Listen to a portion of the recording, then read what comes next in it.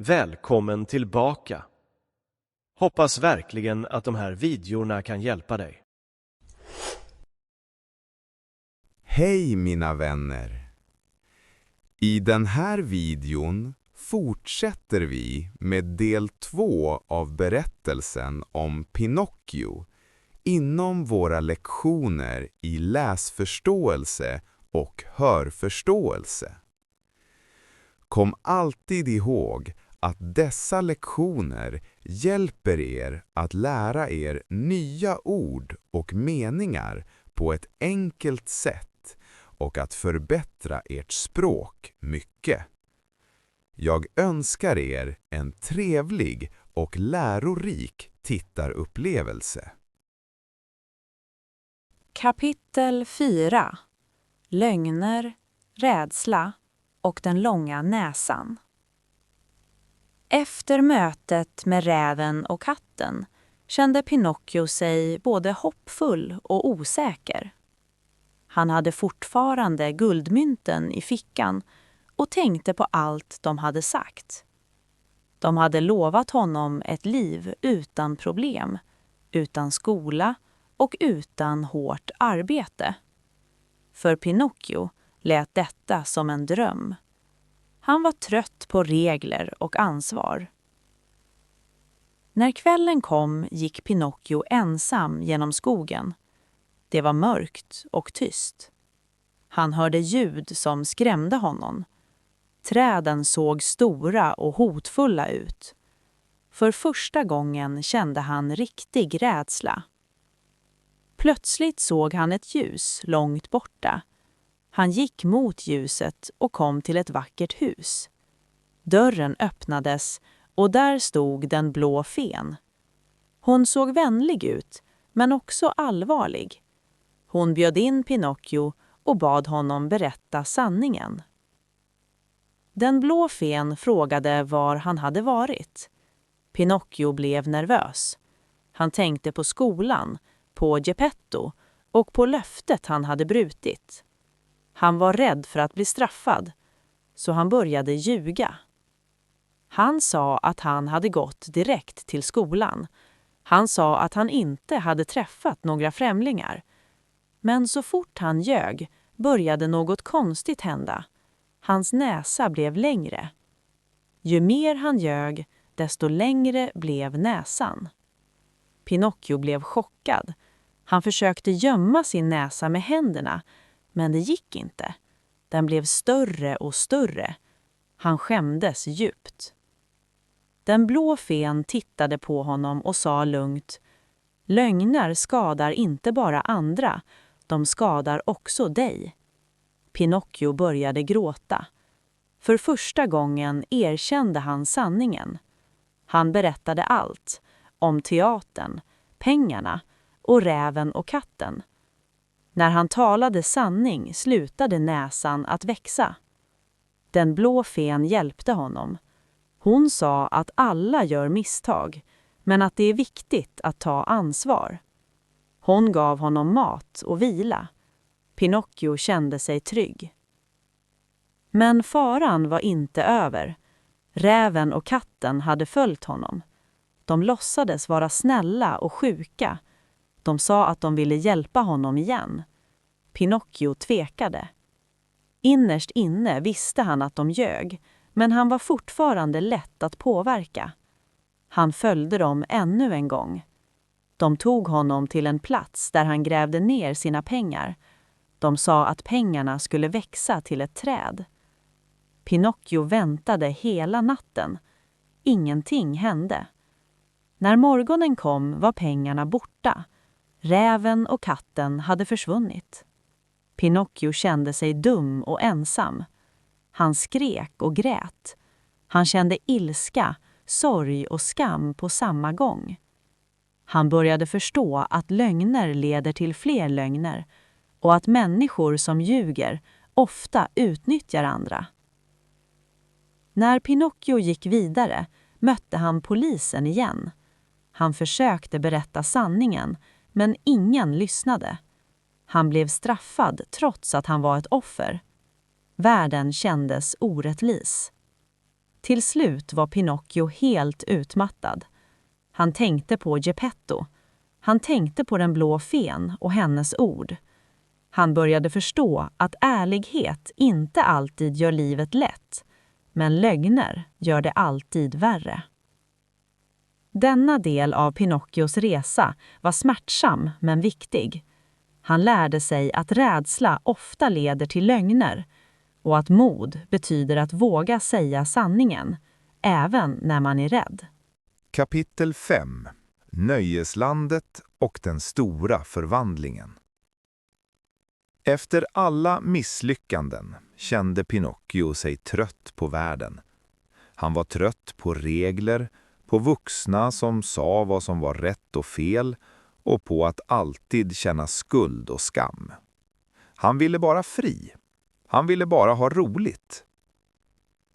En dag mötte Pinocchio en pojke som verkade lycklig hela tiden. Pojken skrattade, sjöng och hade inga bekymmer.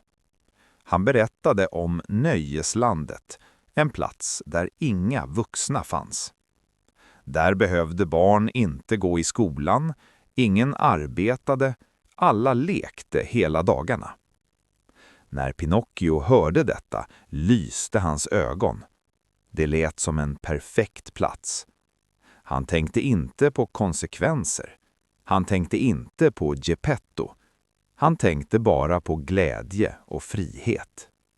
Tillsammans reste de till Nöjeslandet.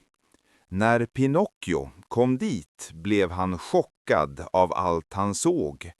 Barn sprang överallt. De skrattade, lekte och ropade av glädje.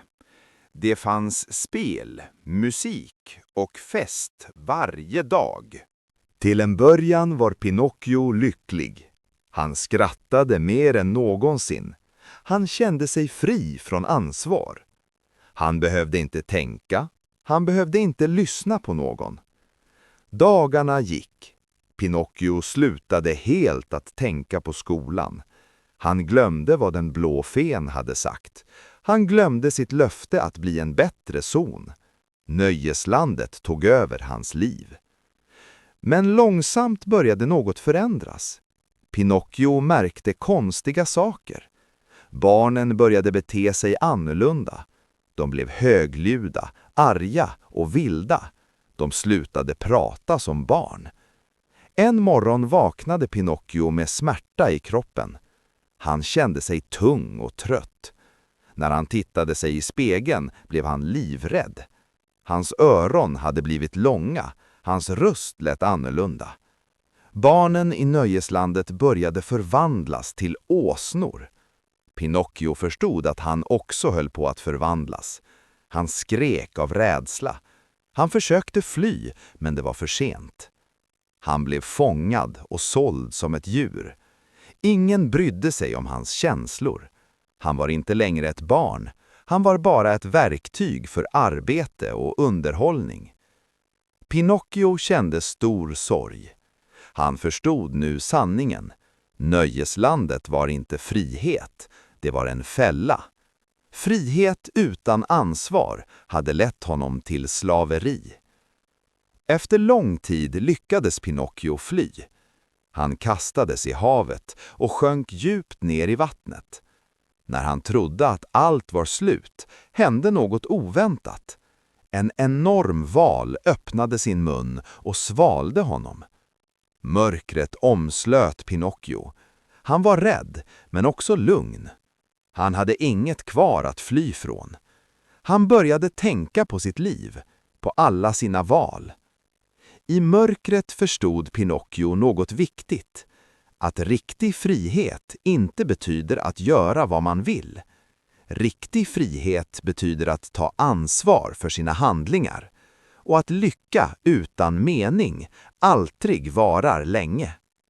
Detta var slutet på Pinocchios barnsliga drömmar och början på hans verkliga mognad. Kapitel 6. Valen, mötet med Geppetto och det sista provet. När Pinocchio vaknade kände han kyla och mörker runt sig. Han låg inte längre i havet. Han befann sig i magen på en enorm val. Det var tyst, fuktigt och mörkt. Luften var tung och svår att andas. Först blev Pinocchio livrädd. Han skrek och ropade, men ingen svarade. Han trodde att detta var slutet. Han tänkte på alla sina misstag, på alla gånger han inte hade lyssnat, på alla löften han hade brutit. Efter en stund såg han ett svagt ljus i mörkret. Han gick långsamt mot ljuset. När han kom närmare hörde han en röst. En bekant röst. En röst som fyllde hans hjärta med både glädje och sorg. Det var Geppetto. Geppetto satt där, trött och mager. Han hade levt länge i valens mage. Han hade gett sig ut på havet för att leta efter Pinocchio och blivit uppslukad av valen. När Pinocchio såg sin pappa började han gråta. Geppetto kunde inte tro sina ögon. Han trodde att han drömde. Han tog Pinocchio i famnen och kramade honom hårt. Trots allt som hade hänt fanns ingen ilska i hans hjärta, bara kärlek och lättnad. Pinocchio föll på knä framför Geppetto. Han bad om förlåtelse. Han erkände alla sina misstag. Han sa att han varit olydig, lat och oärlig. Han lovade att aldrig lämna sin pappa igen. För första gången i sitt liv menade Pinocchio varje ord. Detta var inte ett löfte för att slippa straff. Det var ett löfte från hjärtat. Geppetto lyssnade tyst. Han lade handen på Pinocchios huvud. Han sa att kärlek betyder att förlåta. Men han sa också att Pinocchio nu måste visa med handling, inte bara med ord, att han hade förändrats. Tillsammans började de planera hur de skulle fly. Valen var enorm, men inte smart. När valen sov gjorde de upp eld för att skapa rök. Valen vaknade och började hosta. I ett stort ögonblick öppnade valen sin mun. Havets ljus strömmade in. Pinocchio tog Geppetto på ryggen. Trots sin lilla kropp kämpade han med all sin styrka. De simmade för sina liv. Vågorna var starka. Pinocchio blev trött, men han gav inte upp. Han tänkte inte på sig själv. Han tänkte bara på att rädda sin pappa. Till slut nådde de stranden. Geppetto överlevde, men han var mycket svag. Pinocchio hjälpte honom upp och tog hand om honom. Rollerna hade förändrats. Nu var det Pinocchio som var den ansvariga. De gick hem till sitt lilla hus. Det var gammalt och nästan tomt. Geppetto kunde inte arbeta längre. Pinocchio förstod att han nu måste arbeta själv. Han började jobba varje dag. Han bar vatten, städade och hjälpte andra. Han studerade på kvällen trots trötthet. Han klagade inte. Han tänkte inte på nöje. Varje dag visade Pinocchio att han hade förändrats. Han var ärlig. Han var hjälpsam. Han tänkte på andra före sig själv. En natt kom den blå fenen tillbaka. Hon hade sett allt. Hon hade sett Pinocchios kamp, hans arbete och hans kärlek. Hon log och sa att han hade klarat sitt sista prov. När Pinocchio vaknade nästa morgon kände han något annorlunda. Hans kropp var varm, hans händer var mjuka. Han var inte längre av trä. Pinocchio hade blivit en riktig pojke. Geppetto grät av glädje. Pinocchio log. Men det viktigaste var inte förvandlingen. Det viktigaste var att Pinocchio nu var människa i sitt hjärta.